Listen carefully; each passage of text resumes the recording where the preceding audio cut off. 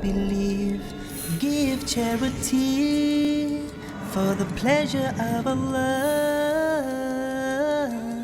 the pleasure of Allah. Oh, you who believe, read the Quran every night of Ramadan, night of Ramadan. Welcome, O Ramadan. It is Ramadan. It is Ramadan.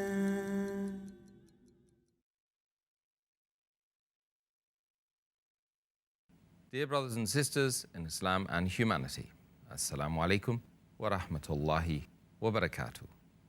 May the peace, the mercy and the blessings of Allah subhanahu wa ta'ala be on all of you. Welcome to the show, Ramadan, a date with Dr. Zakir. I'm your host, Yusuf Chambers, and today we are answering your questions on the topic, Zakat. Assalamu alaikum, Dr. Zakir. Wa alaikum assalam wa rahmatullahi wa barakatuh. Well, we've got a huge number of questions on this topic, probably more on this topic than any other that I've ever seen. So, let me grab the trusty clipboard and get stuck in. Dr. Zakir, the first question we have from one of the viewers is, bear with me because quite a few of these are quite technical and I'm sure you know all about them anyway. But some people claim that zakat on wealth, if above nisab, has to be paid only once in a lifetime. If you have paid zakat on a particular wealth or gold, you don't have to pay it again next year. Is there a difference of opinion in this matter? Alhamdulillah, wassalatu wassalam ala rasulillah wa ala alihi wa sahbihi ajmain, amma ba'd. A'udhu billahi minash shaitanir rajim. Bismillahir rahmanir rahim. Rabbi shrah li sadri wa yassir li amri wa hlul 'uqdatam min lisani yafqahu qawli. As far as regarding the question, is there a difference of opinion as far as zakat should be paid once in a lifetime or should be paid every year? In the past 1,400 years, right from the time of the Sahabas till the Salaf Salihin, till late, never has there been any scholar, any fuqaha who has ever said that zakat should be paid only once in lifetime. You read the Quran, you read the hadith, the sayings of the Prophet, never will you find any hadith, any Quranic verse, any scholar that has ever said that zakat should be paid only once. There's no difference of opinion whatsoever. Lately, just a few years back, this issue has come to the picture. And I was there in Chennai a few years back, and the same question was asked to me. This originated from Chennai, that's South India, where this question was asked, and there was a local person who had raised this issue. And there is ample of evidence from the hadith that zakat should be paid every year. And there's no question of difference of opinion, and I don't know how this controversy came up. If you read the hadith of Muhammad Sallallahu Alaihi Wasallam, it's mentioned in Sunan Abu Dawud, volume number 2, Book of Zakat, hadith number 1568. The beloved Prophet Muhammad Sallallahu Alaihi Wasallam said that if you have 200 dirhams and if you possess it for a period of 1 year, then you have to pay 5 dirhams. That means 2.5%, 1/40th of it. And there is no zakat on gold if you have less than 20 dinars. Now here it says that you have to pay zakat if you possess it for 1 full complete year. There's no mention that you have to give once in lifetime. It indicates that if you possess for 2 years, you have to pay twice. If you possess for 3 years, you have to pay thrice. It's understood.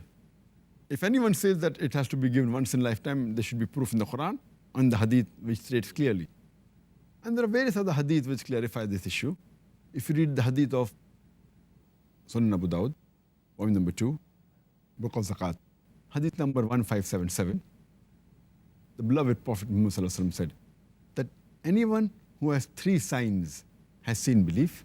The one who worships only Allah subhanahu wa ta'ala, who says there is no God worthy of worship except Allah subhanahu wa ta'ala, and one who pays zakat on his property agreeably every year. So here the statement is clearly mentioned every year. That means zakat should be paid every year. So there is no difference of opinion at all. And it's authentic hadith. And furthermore, there are various references that can be given that can easily disprove this point, that it should be paid only once in a lifetime. There's a hadith mentioned in Sahih Bukhari, volume number 2, in the book of Zakat, hadith number 1402. Some people argue that, zakat need not be paid on livestock and etc., etc. This hadith of Sahih Bukhari, volume number 2, in the book of Zakat, hadith number 1402, it says that Muhammad Sallallahu Alaihi Wasallam said that animals of the livestock, the camels, they will appear on the day of resurrection in the healthiest form that they have been in the world, and will go to the master, to the owner, and if he has not paid zakat, they will tread them under their feet. And the hadith continues that the sheep, they will appear in the healthiest form that they've been on this earth, and if the owner has not paid zakat, they will butt them with their horn and will trample them beneath the hoof, indicating that zakat should be given on these animals. Further, if you read the hadith of Hazrat Abu Bakr, may Allah be pleased with him, it's mentioned in Sahih Bukhari, volume number 2, in the book of Zakat, hadith number 1399 and hadith number 1400. There were some Arabs who did not want to give zakat and they revolted. So Hazrat Abu Bakr, may Allah be pleased with him, he said that he will wage a war against these people. Hazrat Umar, may Allah be pleased with him, said that, but the Messenger of Allah said that those who believe in Allah subhanahu wa ta'ala and don't worship anyone else, and those who say, La ilaha illallah Muhammad Rasulullah, we should not wage a war against them. So Hazrat Abu Bakr, may Allah be pleased with him, said that anyone who breaks the law, he'll wage a war against them. And anyone who differentiates between salah and zakat, that both are compulsory, he'll wage a war against them. And by Allah, he says, that anyone who used to give a she-kid or a lamb at the time of the Prophet, and now is reluctant to give or does not give that zakat, which used to give at the time of the Prophet, he will wage a war against them. Indicating that though zakat was given last year, this year too it had to be given, and if they did not give, Hazrat Abu Bakr, may Allah be pleased with him, he would wage a war against them.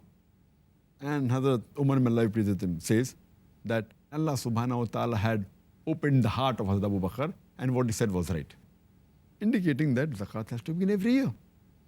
Furthermore, there are various hadith how zakat used to be collected. And there's a hadith, it's mentioned in Sahih Bukhari, volume number 2, in the book of Zakat, hadith number 1454, where a person says that he was appointed by Hazrat Abu Bakr, may Allah be pleased with him, to collect zakat. And he said that the Messenger of Allah subhanahu wa ta'ala said how zakat should be collected. And he goes on saying that if it's a camel, if the number is 5, then you have to give 1 sheep as zakat. And the number keeps on increasing and the zakat keeps on increasing. If it's 40 sheep, if anyone has a flock of 40 sheep, you should give 1 sheep as zakat. Anywhere between the number of 40 to 120, the zakat is 1 sheep. If the number of sheep between 120 and 200, 2 sheep have to be given for zakat. If it is between 200 and 300, 3 sheep have to be given. And for every 100 extra, 1 sheep has to be given. Now, when the collector of zakat went to collect the zakat, they used to count the livestock. They used to count the head of the cattle. They never looked for how many new cattle have you got, how many new were born. They counted all the cattle available there. That means they even took zakat on the cattle that were paid earlier. They didn't say, okay, this already last year you gave, so I'll not count that. Please give me the number that you have purchased lately, or the new kids that have been born, or they should look out for any goat or any sheep which is less than 1 year old. That wasn't the case. So this clearly proves that zakat has to be given every year, and it should be given as long as you possess the wealth for a period of 1 year. And if the nisab is above the level, then you should pay every year. And this idea that it should be given once in a lifetime is a new idea, which was never heard before. It just came a few years back. It's unheard of in the past 1400 years. So there's no difference of opinion whatsoever. Whichever group of fuqaha, whatever they are, all of them agree that zakat should be paid every year. That clears that up. Alhamdulillah. Question 2. Is it essential to inform the person that he is being given from zakat? It's not compulsory that you should inform the person who you're giving zakat that there's some zakat money. As long as you're sure that the person who you're giving to comes under one of the 8 categories mentioned in the Quran. Fuqara, Masakin, and all the categories which we discussed last time. If he falls under one of these categories, it's not compulsory that you have to mention it's from zakat. If there is a doubt that he may not fall in the category, and then making inquiry is a must. But otherwise, in a general case, it's not compulsory. You have to mention that this money is from zakat. Question number 3. How should zakat be paid on land?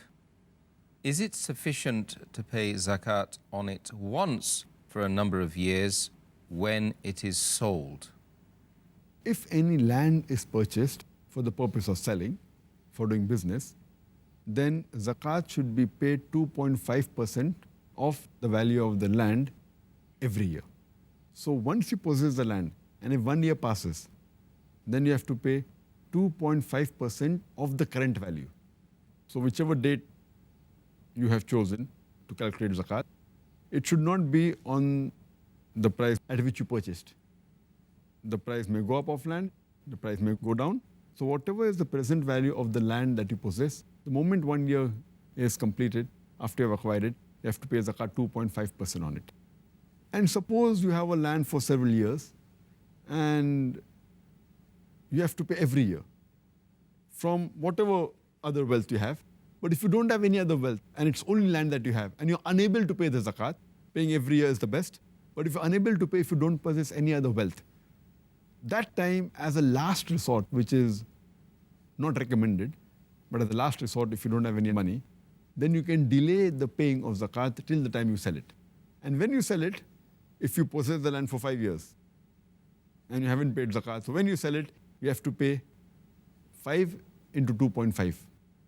But you have to note down the value of the land every year. The first year the value may be X, second year it may be Y, third year it may be Z. So note down the value every year, and if you give 2.5% of that value that year, and you have to add up 2.5% each year, add up the 5 years, and then that amount you have to give after you sell the land. But the best is to give it as soon as possible. Thank you, Dr. Zakir. The next question, question number 4. Some people invest in real estate because they don't want to invest in banks. But they claim that the zakat on such wealth has to be paid only on its rent and not on its original value. What is your observation on this issue? As far as the view of the majority of the scholars is concerned, what they say, that if the land has been purchased for selling, so that you make a profit, then all the scholars unanimously agree that zakat should be paid on it. As we discussed in the last answer, that the moment 1 year is completed, the land that you purchase, zakat has to be paid on it. But if you have land and if you give it on rent, means if you buy a house and give it on rent, majority of the scholars say that zakat is not applicable on the value of the house. Zakat is only applicable on the rent you receive. The moment you receive the rent, and if it stays with you for a period of 1 year, and if it's above the nisab level, then you have to pay zakat on the rent, not on the value of the house, the flat, or the land. But nowadays, most of the people that purchase land for investment, they give it on rent. So here we are in a dilemma that people who purchase land, mainly the purpose of investment, but if they think that they'll buy the land, they sell after 4 or 5 years when the price rises. So but natural, they don't want to keep it vacant, so they give it on rent to a person who requires to stay in that flat. Now what will happen? Should we pay zakat or not? So here there's a difference of opinion. Here scholars differ. Some scholars say that fine, pay only zakat on the rent if you possess it for more than 1 year, if it's above nisab level. And when you sell it, on that year only you pay the 2.5% of the total value of the land. But there are some scholars who are very strict and who disagree with this view. And they say that if you buy a land, even if you give it on rent, the cost of the land, the market value of that land or of that flat should be paid every Hijri year. Scholars like Ibn Aqil, they say this. Ibn al-Arabi, Ibn Aqil, who's a Hanbali, Ibn al-Arabi, who is a Malaki, Sheikh Abu Zora, who's a Hanafi, Abdul Rahman al-Hassan, Sheikh Abdul Waf Khalaf, who is presently a very great scholar, Sheikh Yusuf al-Qardawi, and scholars of the same group, they say that if a person buys and has many flats on rent, then he should even pay zakat on the cost of that flat, of that land. But for example, if a person is a poor person and doesn't have any income, doesn't have any business, and he has only one house which he's living and a second house which he gives on rent, so unanimously people agree that the rent he acquires, if it's saving is more than the nisab level. But there are many rich people who are landlords and who possess many houses, many flats which they give on rent. They own large properties. And if we agree with the view of the majority of the scholars that zakat should be only paid on the rent, suppose a person has 100 flats costing hundreds of thousands of dollars, and the rent that he gets, he utilizes what is required for his personal expenses, and before 1 year is over, after he gets the rent, he buys another few flats. So, and if he doesn't have any gold jewelry, that means he will not pay zakat at all. After the 100 flats become 110, 120, 140, maybe he is one of the richest men in the city of Bombay or any city. He may own half the property of the city, half the land in the city. So if you agree that zakat should not be paid, he may be a multi-billionaire, may own half the city, may own 3/4 of the city. He takes rent. When he gets the rent, before it becomes 1 year, he utilizes what he wants. Then he buys new land. And if zakat is not there on land, which is given on rent, he will keep on getting richer and richer and richer without paying a single dollar as zakat. So therefore, I agree more with the minority group of scholars like Ibn al-Arabi, Ibn Aqil, Sheikh Abu Zohra, Sheikh Yusuf al-Qardawi, and the likes of these scholars who say that if a person possesses a large amount of land and many houses giving on rent, then zakat should be even paid on the cost price of the land of the flat. Whatever is the present value of that land or of that house, he has to pay 2.5% zakat every Hijri year. I agree more with these type of scholars. And anyway, even if it's not required, a person pays extra, Allah won't question you. Surely you will get sawab for that. Even if you give a sadaqah, you will get sawab. So I always agree, when in doubt, leave it out and go on the side which will give more sawab. Because minimum is 2.5% zakat. If you pay more, Allah will yet be happy. Sounds reasonable to me. Question 5. There are many rich Muslims who build huge houses, more than they require. There is no zakat on a house in which a person lives. If these houses were smaller, the money saved would be liable for zakat. But because they build huge houses, they get exempted from zakat. Kindly comment. Again, in this issue too, there's the same difference of opinion. Normal ruling is that what is the basic necessity, the shelter, the house, which require protection from the prying eyes, protection from heat, cold, rain. It is a basic necessity, and the house in which you live is not liable for zakat. There's no difference of opinion. But in such cases, as the questioner has asked, that he has a mansion, a person who may be having a wife and 3-4 children may require 2 rooms, 3 rooms, 5 rooms, 6 rooms, how many? But if he has a mansion, which may be equivalent to 10 houses, then should he pay zakat or not? So again, most of the scholars, they say that the house in which you live is not liable for zakat, but it will fall under the category of israf. As Allah says in the Quran, in Surah Isra, chapter number 17, verse number 26 and 27, that be not a spendthrift, be not extravagant.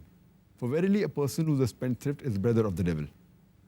Allah says in Surah Furqan, chapter number 25, verse number 67, that these are the believers who are neither miser, unniggardly, neither they extravagant. They follow a middle path. So extravagance is haram in Islam. So having such mansions is totally prohibited. People will say it's haram, people will say it's makruh, whatever it is. But yet, because they're living in it, most of the scholars say zakat need not be paid.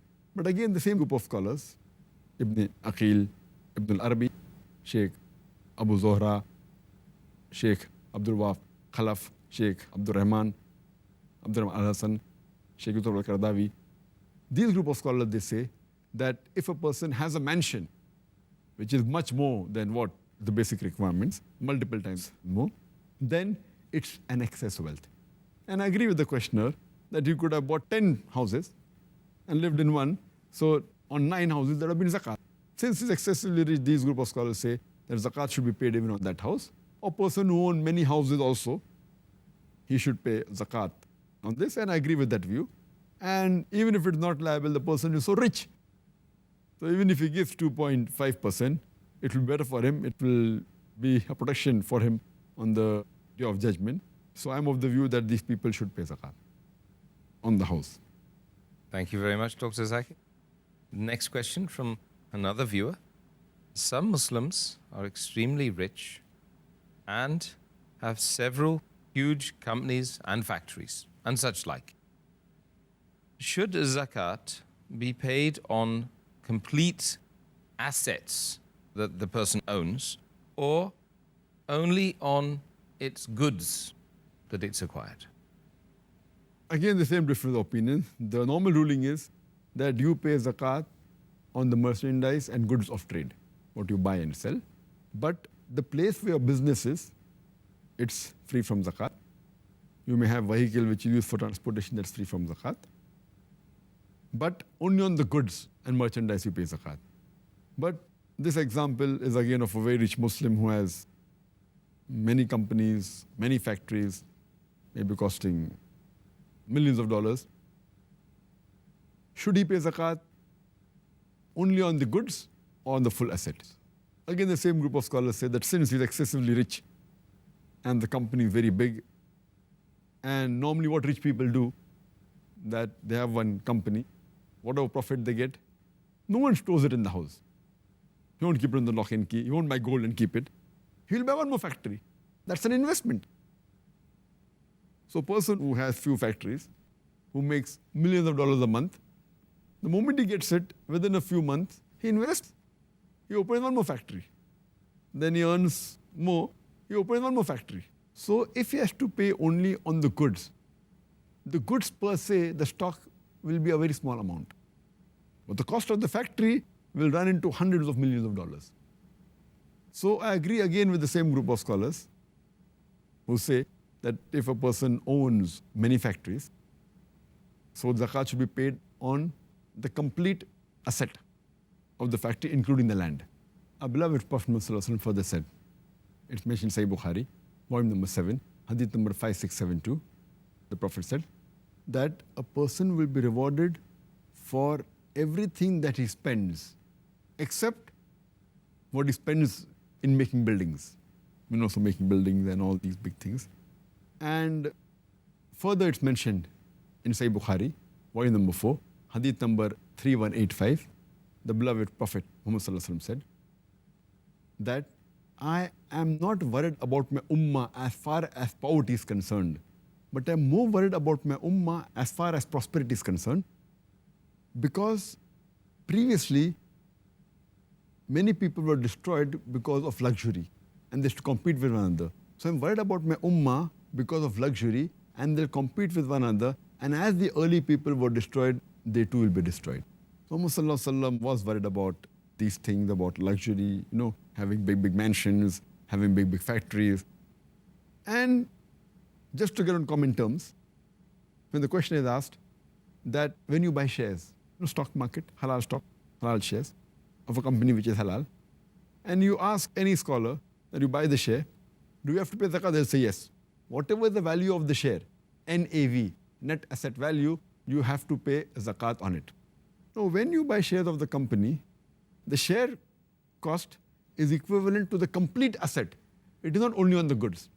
So when you buy shares from the stock market of a company, and then you're paying the full zakat of the share value, if a person owns a company completely, that means he is 100% shareholder. So there, when you buy 1%, 2% of the shares, you're paying complete amount of that 1%. That includes the land cost, everything. So here why, when you own it completely, you only need to pay on the goods. So here, agreed, it becomes the difference. So in shares, you have to pay on the net asset value. I believe in the company, you have to pay for the complete net asset value. And inshallah, that will increase the wealth of that rich man and will purify his wealth, inshallah.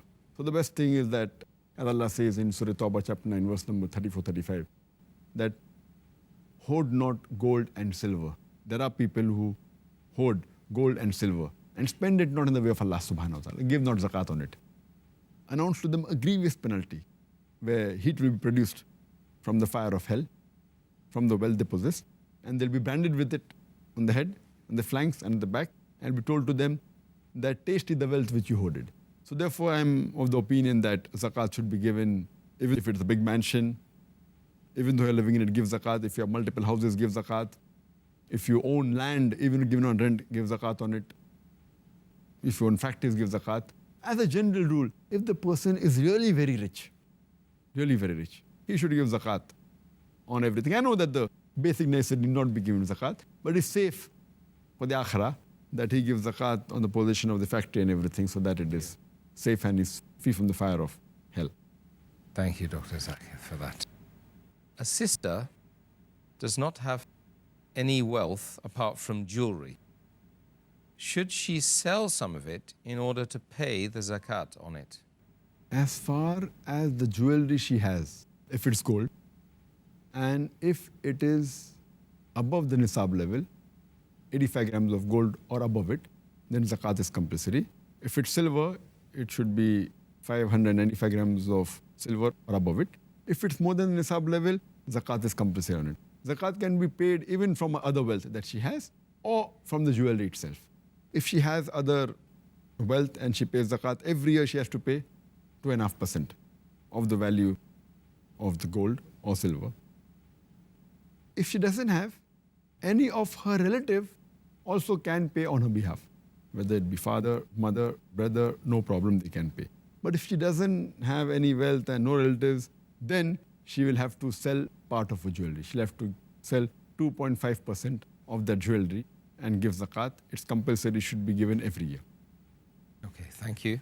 The next question is, if every year 2.5% zakat on savings or jewelry is given, is paid, after 40 years, there would be nothing remaining. Is this a trick question? Many people think that if we keep on giving 2.5% zakat, so 2.5 multiplied by 40 becomes 100%. So you give 2.5% every year, then at the end of 40 years, you'll be left with nothing. Actually, the maths is a bit weak because zakat is given on what they have for one full year. So if, for example, someone has maybe 100 grams of gold, so he has to pay zakat for the first year 2.5%. That is 2.5 grams of gold. Next year, he has to pay 2.5% on 97.5 grams, not on 100 grams. So, which will be less than 2.5 grams gold. So, it will take much more than 20 years. And the full asset can never be nil. It can never be. Even if hundreds and hundreds and hundreds of years, but it will never be nil. It will keep on diminishing. Something will be left. But again, the moment it reaches a nisab level, just after a few years, if the lady gives 2.5%, maybe about for a few years, maybe 5 years, 10 years, 15 years, within a few years, from 5 to 10 years, it will reach a nisab level. The moment it goes below 85 grams of gold, which will take somewhere close to about 10 years odd, or a little bit more, moment it reaches below nisab level, then you stop paying zakat. Or if a person has 1,000 grams gold, he keeps on giving. But the moment reaches nisab, they stop giving gold. So never can it be zero. Even practically, if they keep on giving even below nisab, it will not reach zero.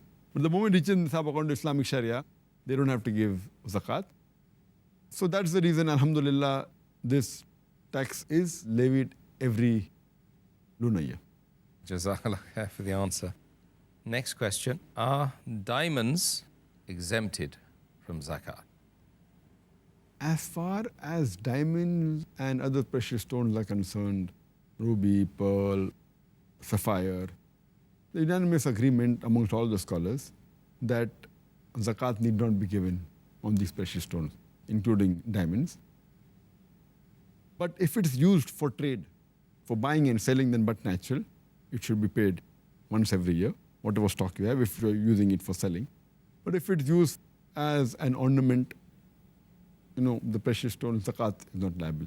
But if there's a mixture of jewelry, gold and diamond together, then if that amount of gold reaches the nisab level, then zakat is due on that. But on the diamond, on the other precious stones, it's not liable. But again, nowadays, many people, they purchase diamond as an investment, because even the value of diamond increases. So if it's bought with the niyyah of investment, there are certain fuqahas who say that if it's for investment, the niyyat is there, if the intention is for that, and to gain profit, then zakat should be paid on diamond. But if it's only for normal use, for personal use, and not for investment, then zakat is not liable on diamond and other precious stones. Jazakallah khair. Thank you, Dr. Zakir, for that. The next question we have from yet another viewer. How should zakat be paid on commercial goods? Should it be based on the price for which it was bought or the price for which they are to be sold? As far as a person who buys any article for his use, then but natural, whatever he buys, whatever the cost is, you have to take out the depreciation and pay zakat on that amount, depending on what it is. If it's land, it may appreciate, it may go down. If it's the machinery, then depreciation. But this question is mainly for goods for trade. That a person who buys some goods for selling, so should he pay at the price at which he bought it or at the price at which he's going to sell? Here again the scholars differ. According to Sheikh Saleh Munajjid, he says that if you buy certain goods for selling, if you're a wholesaler, then take zakat on the price of wholesale that you're going to sell. If you're a retailer, then you take out zakat on the price at which you're going to sell on retail. And if you're doing both, then take a rough estimate and then take out zakat. But some of the scholars, they say that in retail, the profit margin is quite a lot, depending upon the good you're dealing in. If you're dealing with maybe buying and selling books, the profit margin in books is 40%, 50%, 60% also. So imagine if someone has large shop of books or a chain of bookstores, and if he purchases worth maybe $100,000 worth of books, when he sells, the selling price may be more than $200,000. So for him to pay zakat on the selling price would be too much.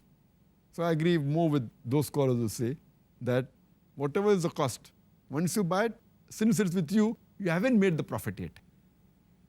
So the cost price for you for that book is the cost at which you bought it, at the discounted cost. So if you're getting 50% discount, so whatever you bought it, that you pay zakat. When you sell it, then you get the 50% profit. Or maybe many a time, the books aren't sold. So you have to keep a sale and then sell the book at 40% discount.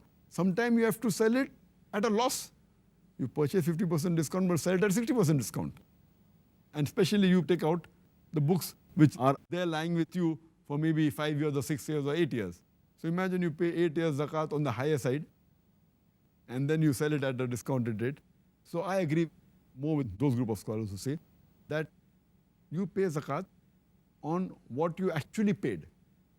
And then if the cost price increases, for example, you buy a good of $100 or 100 rupees and you get 50% discount. So your buying capacity is 50 rupees or $50. Suppose the price, the MRP, the maximum retail price, increases to 110 rupees, $110. Then you calculate 50% discount, 55 rupees. That time you can increase the price, but not at the selling price. You don't know whether you're going to sell at the full price or discounted price or whatever it is. Therefore, I agree more with what is the cost, what discount you get, add it to the present cost. And that's how you have to make out what is the total value of your goods after purchasing 1 year, and then pay zakat 2.5% on it. Okay, great. Thank you. Next question. Is there any zakat on rental cars and vehicles that companies own for moving produce? As far as possessing vehicles which are given on rent, the same view is used as houses on rent. And the same thing. So majority of the scholars say that if it's vehicle given on rent, no zakat is there on that vehicle. Fine if it's a taxi driver who is a poor person, who has one taxi, and his earning is just a few $100s a month or a few thousand rupees a month. But natural, if he pays zakat on the cost of the vehicle, on the taxi, it will be too much for him. So I agree that there should be no zakat on the cost of the vehicle. But on the other hand, if you have a person who owns a fleet of cars, maybe 1,000 cars. We have Hertz and these big companies who own thousands of cars. Now for them, that itself becomes an asset. If they give on rent, they can keep on buying every few months hundreds and thousands of cars. So I believe that if it's a fleet of cars and if it's given on rent, then the cost price, the depreciated cost price, don't take the cost at which you bought the car, but take the depreciated cost. Every year keep on taking on depreciation, but give it at that value, you give 2.5% zakat, that will be preferable. I agree more with those same group of scholars, Sheikh Kardawi, Ibn Aqil, Ibn al-Arabi, Sheikh Abu Zohra, Abdul Rahman, Al-Hassan, and all these group of scholars. Next question. Another viewer. There are many Muslims who haven't paid zakat for years. Now, if they choose to repent, do they have to pay the zakat for previous years? If yes, then how do they calculate the zakat since they haven't got a ready record for the number of years and the amounts, etc., and the details? As we discussed a few days earlier, Ramadan, the month of repentance, there are some criteria for repentance. If you have done something wrong, agree it is wrong, stop it immediately, don't do it in future, and if you can undo it. So if you know not paying zakat is wrong, agree it is wrong, not paying zakat, stop it, that means stop not paying zakat, that means start paying zakat. See to it in future you don't stop paying zakat, keep on continuing paying zakat, and you can undo it. Undo it means you have to pay zakat because that belongs to the poor people, to the 8 categories of people. So you're depriving them of their wealth, which is rightfully theirs. So if you have not paid zakat for a few years and now you have realized that you have to pay zakat, so you have to roughly calculate what was the amount of zakat you have to pay each year. So if you haven't paid for 5 years, roughly calculate. If you can exactly, if you know what was the saving and what was the asset, then calculate exactly. If you cannot, then whatever to the best of your ability, so that the conscience is clear, go back, whether it's 5 years, 10 years, 15 years, pay 2.5% of the each year, what asset you had, what savings you had, and give it as soon as possible. The sooner you do it, the better it is. That is the best way of repenting. And inshallah, Allah will increase your wealth. Jazakallah khair. Dr. Zakir, next question. One of the viewers wants to know, will the zakat of a person be accepted if he gives it to an ineligible person by mistake? If a person gives zakat to an ineligible person by mistake, surely Allah subhanahu wa ta'ala, as Allah says in the Quran, He does not catch the servants of Allah if they err and if they forget. So by mistake, then inshallah it will be forgiven. And there's a hadith mentioned in Sahih Bukhari, volume number 2, in the book of Zakat, hadith number 1421, that once a person went out to give alms and he unknowingly gave the alms to a thief. Next day, the people started speaking that he gave alms to a thief. So he said, oh, praise be to Allah, I will give charity again. So again goes out, and unknowingly, he gives charity to an adulteress. So next day again, people start talking. Oh, he gives charity to an adulteress. So he says, oh, praise be to Allah, I'll give charity again. So unknowingly, the third time, when he goes out to give charity, he gives it to a rich person. Again, people start talking.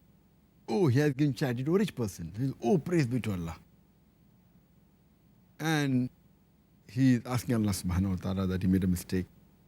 So there's a person who comes and tells him that inshallah charity will be accepted. You may never know. You gave charity to a thief, to an adulteress, and to a rich person. You may never know. Your charity may prevent the thief from robbing. And he may come on the straight path. You may never know. The charity you have given to an adulteress, she may stop doing adultery. She may stop doing sexual intercourse and may come on the straight path. You may never know. The charity you gave to the rich person may kindle in the heart of the rich person that he will spend his wealth in the way of Allah subhanahu wa ta'ala. So again, based on this hadith that the niyyah was good. So if a person makes a mistake and he gives zakat to a person who is not eligible, as long as he tried his best to find out the truth, if he makes a mistake, Allah inshallah will accept his zakat. But if he is in doubt, he should make an inquiry. But by mistake, if he gives, then inshallah Allah will not hold him responsible and his zakat will be accepted. Excellent, thank you. Next question. What is the ruling on a person who asks for zakat but does not fall into the category of its recipients? If a person who is not eligible to receive zakat and he asks zakat, the person who knows about it, he should not give him zakat. Just because he's asking, if you know very well he doesn't fall in the category, if he tells a lie and you don't know and you give by mistake, Allah will accept your zakat. But if you know, not only should you not give, but you should also warn him that it's a great sin. As our beloved Prophet Muhammad said, it's mentioned in Sahih Bukhari, volume number 2, in the book of Zakat, hadith number 1474, the beloved Prophet said that anyone who keeps on asking from people to increase his wealth, on the day of resurrection, his face will be without any flesh. The beloved Prophet Muhammad also repeated another hadith.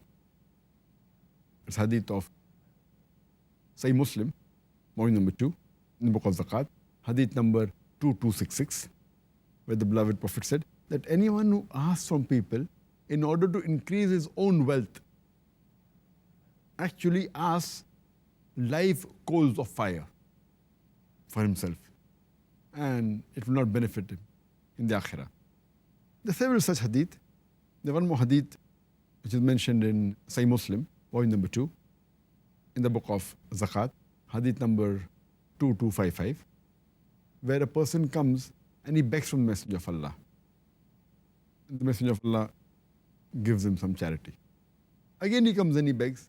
Again the Prophet Muhammad gives him charity. Again for the third time he begs. Again the Prophet gives him charity and tells him that a person who begs, if he does with a clean heart, it will benefit him. But if he does it avariciously, it is like a green ripe fruit. The property is green and sweet. If a person begs with the correct intention, it will be good for him. But if a person begs with an avaricious mind, it will be lost for him. And it is like a person who eats and is never satisfied. And the Prophet said, the upper hand is better than the lower hand. And the Messenger of Allah also repeats another hadith in Sunan Abu Dawud, volume number 2, book of Zakat, hadith number 1629, that during the farewell pilgrimage, when the Prophet was distributing zakat, two young and robust men, they came and they asked that, please give us sadaqah, please give us zakat. The Prophet looked at them and he said that there is no zakat for a rich man and a person who is healthy. That means they should work. They have got a good healthy body Allah has given them, they should work. Unless what they work and they are not able to earn enough salary for their basic needs, then it's a different question. So based on the hadith, we realize that a person who is not liable for zakat should not ask zakat, and a person who knows about it, he should stop him from asking zakat. Okay, Thank you, Dr. Zakir. And the last question today, Dr. Zakir, on the topic zakat, is what is the difference between sadaqah and zakat? By definition, zakat means to purify, to increase. It means goodness, it means blessing. And sadaqah comes from the root word sidq, which means sincerity. So it is the sincerity in faith of Allah subhanahu wa ta'ala. Zakat, by definition, according to Islamic Sharia, is an obligatory charity which every Muslim who owns more than the nisab level of surplus wealth, if he has it with him for a year's period, he has to give 2.5% on it every year. As far as sadaqah is concerned, it is an optional charity. Zakat is also worship of Allah, obeying the command of Allah subhanahu wa ta'ala. Sadaqah is also worship of Allah, it's obeying Allah, but it is voluntary. The major differences between zakat and sadaqah is that there are certain conditions required. For zakat, number one, it is given on certain goods. For example, gold, silver, ornaments containing gold or silver, merchandise. It can be business activities, farm produce, cattle, and all the categories. Whereas sadaqah, you don't have to possess any wealth that you have to give sadaqah. It can be just given sadaqah.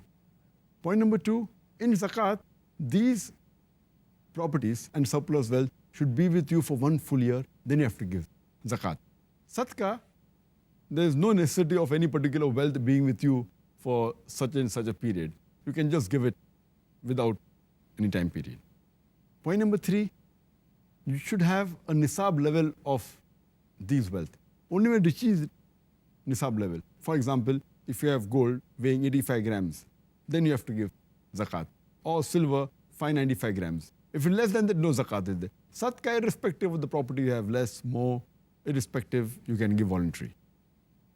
The other difference is zakat can only be given to the 8 categories who are permitted to receive zakat in the Quran. Surah Tawbah, chapter number 9, verse number 60, the poor people, the needy, etc., which we discussed earlier.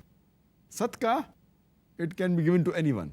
It can be given to the categories of zakat, it can be given to the categories outside zakat. There is no limitation, no binding whatsoever. Point number 5. If a person who is liable to pay zakat and does not pay zakat and he dies, then his children, his heir, have to see to it that the zakat is paid off. If it's from his property before distributing the wealth, it should be paid off. That's a liability, which is not the case of sadaqah. Person who intends to do sadaqah and he dies, his heirs need not fulfill that. It is his own intention. If they want, they can. It's optional. Number 6, if you don't give zakat, which is the pillar of Islam obligation, it's compulsory, you'll be punished for that. As Allah says in Surah Tawbah, chapter 9, verse number 34-35, you'll be branded with the fire from hell, with that gold on which you haven't paid zakat, which is not the case in sadaqah. Point number 7, zakat cannot be given to the descendants of Muhammad sallallahu alaihi wasallam, which is not the case with sadaqah. You can give it to the Prophet also and to his family. Point number 8, you cannot give zakat to the dependents. A father can't give to the son. A person can't give to his father. Whereas sadaqah, a father can give to a son can give to the father, irrespective of the dependent or not. Point number 9, zakat in most categories cannot be given to the rich and the healthy. Whereas sadaqah can be given to the rich and the healthy. Zakat cannot be given to the non-Muslims, whereas sadaqah can be given to non-Muslims. So these are the major 13 differences between zakat and sadaqah.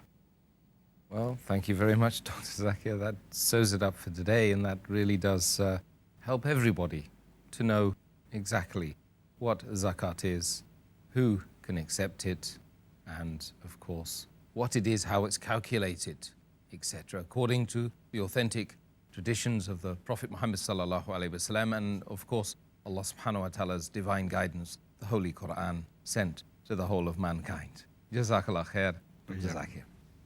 Well, brothers and sisters, yet again, we come to the end of another show. And today, of course, we've covered what we believe to be the most important questions that you have posed via email and other methods, by post, etc. And we hope and we pray to Allah subhanahu wa ta'ala that you have benefited enormously from watching the show and listening to the answers of Dr. Zakir Naik today in our program, Ramadhaan, A Date with Dr. Zakir. I have been your host, Yusuf Chambers, and tomorrow, when we will endeavor to discuss a very, very important issue, and that is Laylatul Qadr. So do join us again tomorrow at the same time. Assalamu alaikum wa rahmatullahi wa barakatuh. حافظين ذاكرين قانتين خاشعين